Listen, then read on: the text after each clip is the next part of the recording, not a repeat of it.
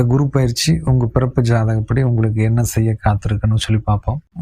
உங்க ஜாதகத்துல கடகத்துல சூரியன் இருந்தா இது மாதிரி பலன்களை கொடுக்கணும்னு சொல்லி நான் ஏற்கனவே ஒரு பதிவு போட்டுக்கிறேன். இந்த பதிவு எதுன்னா, கடகத்துல சந்திரன் இருந்துச்சுன்னா, அதாவது நீங்க பிறந்தது கடக ராசியா இருந்துச்சுன்னா, இந்த ஜென்ம குரு உங்களுக்கு என்ன செய்யணும்னு சொல்லி பார்க்கலாம். ஜென்ம குரு நடக்கக்கூடிய காலகட்டங்கள்ல பொதுவா 4 விஷயங்கள் நடக்கும். என்னன்னா, நம்முடைய வாழ்க்கை தரத்தை குறைக்கக்கூடிய வேலையை இந்த ஜென்ம குரு செய்யும்.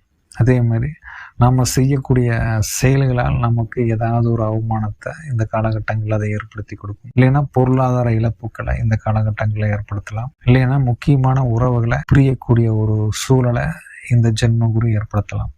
மொத்தத்துல ஜென்ம குரு நல்லது கிடையாது. இந்த காலகட்டங்களில் உங்களுக்கு சந்திர தசையோ அல்லது சந்திர புத்தியோ அல்லது குரு தசையோ குரு புத்தியோ நடந்துட்டு இருந்துச்சுன்னா கவனமா இருக்கிறது, பொறுமையா இருக்கிறது ரொம்ப ரொம்ப நல்லது. இது வரைக்கும்னா உங்க பிறந்த கால சந்திரனுடைய பாகைய உச்சார குரு கடக்கிற வரைக்கும் எந்த புதிய முயற்சிகளும் செய்யாம கொஞ்சம் பொறுமையா இருந்தீங்கன்னா பொருளாதார இழப்புகளை அவாய்ட் பண்ணலாம். இல்லைன்னா நிச்சயமா உங்களுக்கு ஏதாவது ஒரு பாதிப்பை நான் சொன்ன அந்த 3 விஷயங்கள், அதாவது அவமானத்தையோ பொருளாதார இழப்புகளையோ அல்லது உறவுகளை பிரியக்கூடிய ஒரு சூழலையோ இந்த ஜென்ம குரு உங்களுக்கு ஏற்படுத்தலாம்.